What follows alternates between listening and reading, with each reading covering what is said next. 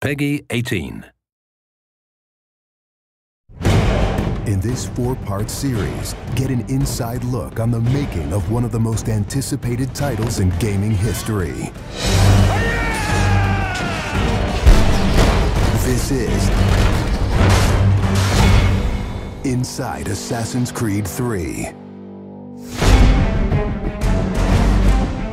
Ever since Europeans arrived in North America, they had been involved in shipping goods back and forth across the Atlantic Ocean. In order to make this economic system work, the British tried to control the goods that are going to the colonies. And it was those goods coming back and forth which made a few places on eastern North America important. Whether it's the Boston Tea Party or the Boston Massacre. Fire! We have these big historical events that we can situate our game around. All of these events that people have a rough understanding of, but they've really never experienced.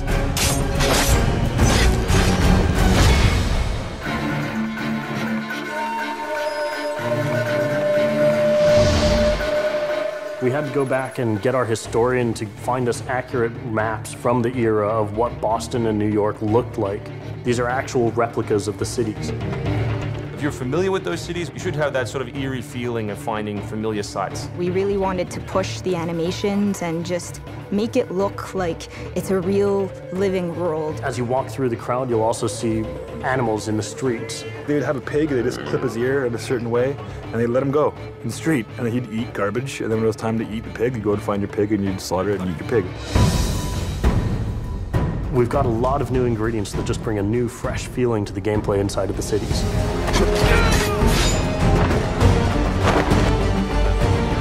We have these great new stalking zones that you're going to find throughout the cities. It's a great way for you to remain hidden from your enemies and actually be able to sneak up to them so that you could assassinate.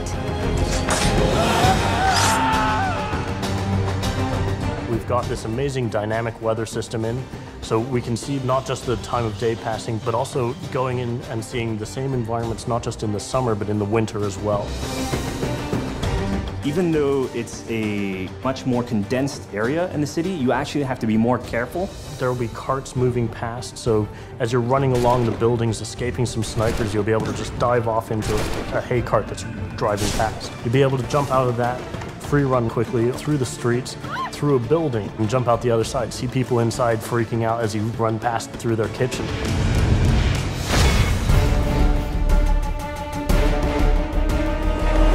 Living on the frontier was extremely difficult. Not only did you have harsh winters, cold, freezing temperatures, in the summer you had heat, humidity, so it was a gamble every year that you were out on the frontier, whether you're going to make it or not. For AC3, the biggest difference is just having access to the frontier. So this huge wilderness area that you can sort of explore at your own pace.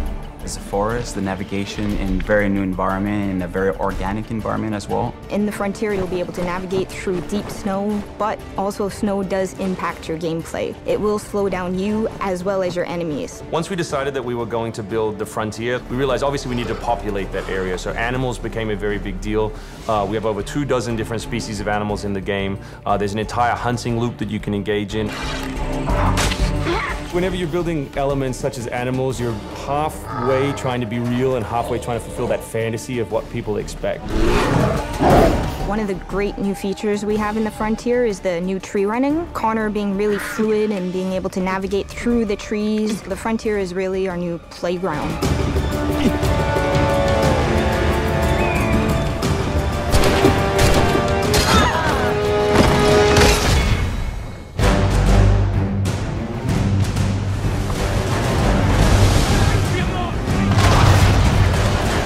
This war at sea was truly a global war and involved not only the British, but the French and the Spanish and the Dutch. Naval engagement of that period was all about closing the distance. Boarding is the end game. You've got to be able to close with the enemy, get alongside, then get on board to steal his ship. You want to take that ship intact if you can, because that's where you get your prize. The prize is whatever is on that ship that you want. Naval warfare was absolutely decisive to success in the American Revolution. Commerce comes by sea, at the same time invaders come by sea. You control the sea and you control the conflict. It's a huge part of the historical period. The Revolution is won pretty much at Yorktown by a blockade of ships. You know, we can't ignore this part of the history. This is critical. This is something that we have to do. We started a whole team up just to specifically focus on the naval experience.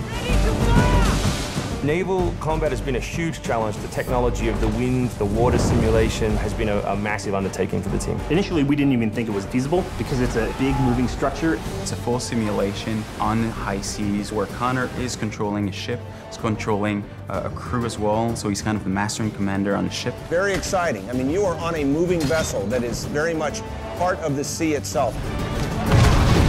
This is something that we wanted to engage in and build for the game. That was a huge challenge that we set ourselves and actually turned out pretty good.